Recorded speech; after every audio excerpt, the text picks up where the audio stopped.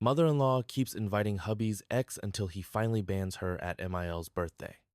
My mother-in-law keeps inviting my husband's ex to every family gathering just to rub it in my face that he made the wrong choice.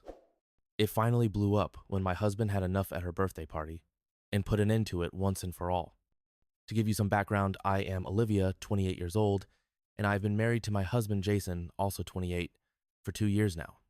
Before that, we dated for a couple of years, though we have known each other since high school. We were not particularly close back then, but we ran in the same circles and had plenty of mutual friends. It was not until after college that we reconnected, completely by chance, at a restaurant.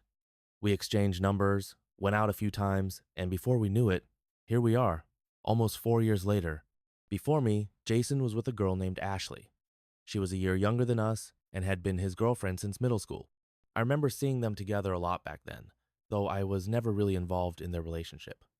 After high school, Jason moved out of state for college, and we lost touch for a while. When we met again at that restaurant, I casually asked about Ashley, and that is when he told me they had broken up about a year and a half earlier. Apparently, Ashley had dumped him, saying she needed time to find herself and see what else was out there. But at the same time, she made sure Jason knew that she might come back one day, basically. She wanted to keep her options open while having him on standby. He told me that even though he had stayed friends with her for a while, he had minimized contact as much as possible. By the time we started dating, he was well past that chapter of his life.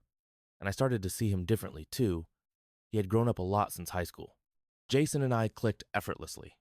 He has always said that the ease of our relationship is something he never had with Ashley. She liked to keep him guessing, making him chase after her just to keep things interesting. She would go out with her friends all the time, sometimes vanishing for days without even sending him a text. She flirted with other guys and never once seemed to care how Jason felt about it. Jason stayed with her partly because he was young and naive, and partly because he thought that since they had been together for so long, he needed to make it work. But another huge reason? His mother, Linda. Linda absolutely adored Ashley. Over the years, Ashley had gone out of her way to impress Linda, showering her with compliments, gossiping with her about other people, and basically molding herself into whatever Linda wanted in a daughter-in-law. Jason told me that even after their breakup, Linda kept inviting Ashley to family gatherings, holiday dinners, and special occasions. He asked her to stop, but she refused, saying she and Ashley had become real friends, and their relationship had nothing to do with him. Even after Jason introduced me to his family, Linda continued to treat Ashley like she was still part of the family. I found it strange at first, and honestly, I still do, but I have dealt with it for a long time now. The first time Jason took me home to meet his family was for Christmas, almost 4 years ago. By that point, we had been dating for 8 months. Ashley was there, of course, and she made it her mission to make me uncomfortable the entire night. She nitpicked my appearance, me height, my hair, my clothes, my makeup, all under the guise of joking. But Jason saw through it and stepped in to defend me. That is when Linda shut him down. She looked straight at me and asked if I had a problem with Ashley's jokes, putting me in a position where if I admitted it bothered me, I would look insecure and weak. So, I did what I had to do. I smiled and said, I do not care. I knew it irritated them, and honestly, that was enough for me. Later that night, Jason apologized to me and said he would tell his mother to stop inviting Ashley, but I stopped him. I did not want them to think they had gotten under my skin. I wanted to show them I was unfazed, and I made that very clear to Jason. He did not entirely agree with my reasoning, but he let it go. Since then, every single event hosted by Linda has included Ashley, and every single time, the same things happen: backhanded compliments, snide remarks, and unnecessary reminders of Ashley's past with Jason, as if I was not standing right there. Linda even made it known on multiple occasions that she had always envisioned Ashley as Jason's wife, and that she would have been the better fit. It was irritating, but I ignored it. As long as Jason was with me, their words meant nothing. Let them talk, I was not going to be the one to lose my cool. Until everything came to a head 3 days ago. Linda was celebrating her 49th birthday, which she always made into a big event, inviting friends and family. Jason initially wanted to skip it and go to his coworker's engagement party instead, which happened to be on the same day. It made sense his coworker would only get engaged once, and they were close friends. But Linda guilt-tripped him into going to her party instead, so we gave in. As expected, Ashley was there, looking like she was about to walk a red carpet. Even Linda was more dressed up than usual, but at least it was her birthday. Jason and I agreed beforehand that we would stay just long enough for her to cut the cake. Then we would leave for the engagement party. At around 5:30 in the evening, Jason's dad brought out the cakes. That is when we noticed something strange. There were two cakes. One of them read, "Happy almost anniversary, Jason." The room went silent. Nobody knew what was going on. Before Linda could explain, Ashley took control. She grabbed Jason by the arm and pulled him to her side, standing there as if she were still his girlfriend. He and I were too stunned to react. Then, with a proud smile, she began to tell a story one from 10 years ago. She went on about how, when they were both 18, Jason had given her a promise ring on Linda's birthday. They were about to leave for different colleges, and it was his way of showing his commitment. Then, she held up her hand and showed the same ring, still sitting on her finger. She had kept it all these years. Then, as if it was the most normal thing in the world, she threw her arms around Jason and hugged him. He did not hug her back. Linda clapped and cheered, saying she was happy to let them steal her thunder for the night because their almost anniversary deserved to be celebrated too. The entire thing was so absurd that nobody spoke for several seconds. Ashley kept going, laughing about how Jason was her almost husband and how Linda was her almost mother-in-law, as if it was some inside joke.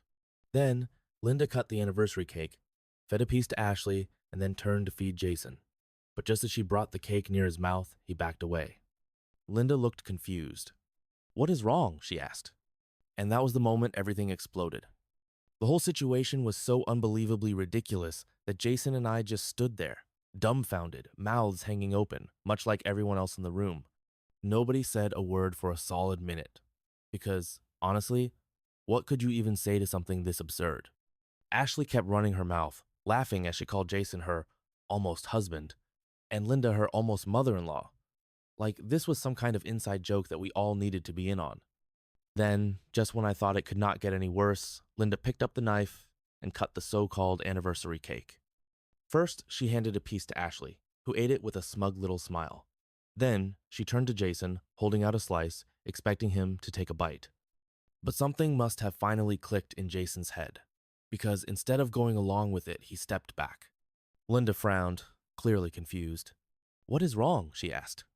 And that was the moment Jason snapped. He raised his voice loud, furious, shaking with frustration. He ripped into both of them, laying out every bit of pent-up anger he had bottled up over the years. He called them shallow, selfish, and downright delusional. He said he was ashamed that he had ever been involved with Ashley, and that he was embarrassed to share blood with a woman like Linda. And then, he really went for the kill.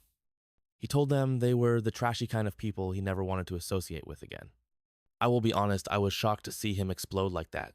Jason is usually the most easygoing guy in the world, the kind of man who does not lose his temper easily. He lets things roll off his back. It takes a lot to push him to the breaking point. But Linda and Ashley had done exactly that. As soon as Jason was done letting them have it, he grabbed my hand, turned around, and walked straight out of the party.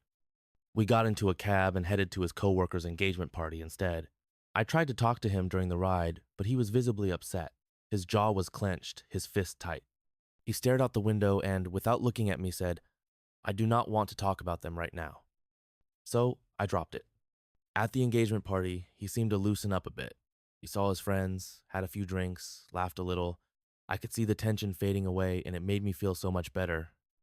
By the time we got home that night, he was in a noticeably better mood, so I decided to bring up what had happened earlier. That turned out to be a huge mistake. Instead of discussing what happened, I ended up getting a full-blown lecture about how this whole thing was partly my fault.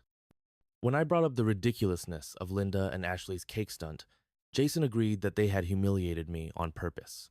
But he also said I was not innocent in all of this. I had been the one who, for years, told him to keep quiet. I was the one who insisted on letting Linda and Ashley do whatever they wanted at these events, all because I wanted to prove to them that I did not care. I made this about myself, about proving that I was unbothered. But I had completely ignored the fact that Jason was suffering right alongside me. Linda, Ashley, and I had been playing these stupid little mind games. But Jason was the one who had to endure it all. And none of us, not Ashley, not Linda, not even Meaver, stopped to think about how he felt. He told me he never expected much from his mother or from Ashley. But he did expect more from me. And I had let him down by making this about myself instead of about us. I got defensive. I told him he was being too harsh. that it was not fair to blame me for something his mother and ex had done. But now that I have had time to cool off and really think about it, I realized that he was right. I screwed up. I let my pride get in the way and forced my husband to stay silent while his mother kept bringing his ex around just to mess with me. Update 1. So, I apologized to Jason today. I had spent a lot of time thinking about what he had said, and I even talked to a couple of my friends about it. The more I thought about it, the more I realized that he was completely right. For years, I made this about me about proving something to people who did not even matter. I kept telling myself that I was winning by acting like nothing they did could get under my skin. But in reality, Jason was losing. I made him push aside his feelings over and over just so I could play some ridiculous mental game against two people I did not even like. And in doing that, I put our marriage, the only relationship that actually mattered, at risk. I had to make this right. Jason had been giving me the cold shoulder since the night of the party, and instead of admitting how much it hurt, I pretended I did not care. That is how I have always been. It is a defense mechanism. I do not like letting people see when something affects me. I do not like showing weakness. But I realize now that acting like I do not care when I actually do, that is a problem. That is something I need to fix if I want my marriage to work. So today, I took the day off work. I drove to Jason's favorite restaurant and picked up his favorite meal. I also got a chocolate cake and had them write "I am sorry" on top. I set up the dinner at home, lit a few candles, made it as nice as I could because Jason is a sucker for cheesy rom-com apologies. And also because, for the first time in a long time, I was truly sorry. He came home after work and looked completely stunned when he saw everything. And within 15 minutes, he forgave me. We had a long talk. I finally admitted why I had been acting the way I did, why I always feel the need to act so cool and unbothered. I told him that I have spent my whole life trying to be the kind of person who does not let things get to them. Someone chill, someone laid back, someone who does not let people see when they are hurt. But I realized that in trying to look strong, I had actually been weak. Jason listened, really listened, and when I was done, he just nodded and said, "I get it." That meant everything. He also apologized for snapping at me, but honestly, he did not have to. He had every right to be mad. He is a good man. He is the best thing in my life. And I nearly ruined that because I was too stubborn to admit when I was hurting. But I see that now, and I will not make that mistake again. That moment really made me realize I won in life.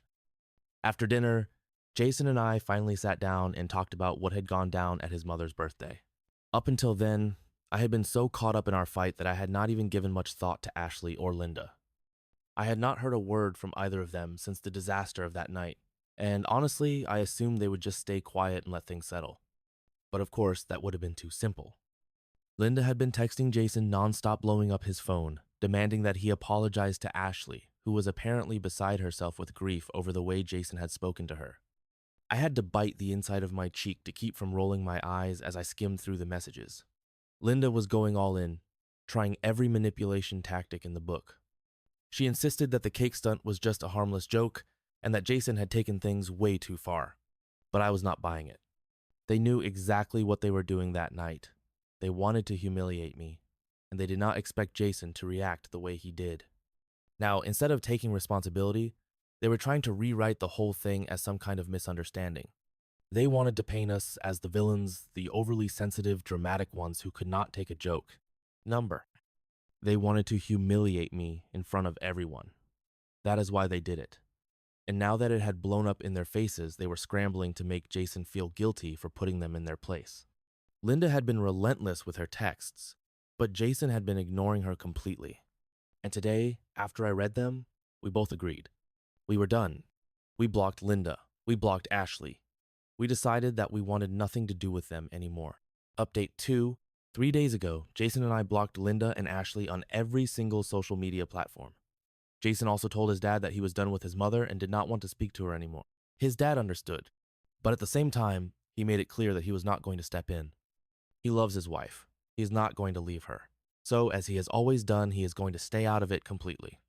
I do not agree with how my father-in-law is handling this, but at the end of the day, I cannot do anything about it. For the past couple of days, things have been quiet.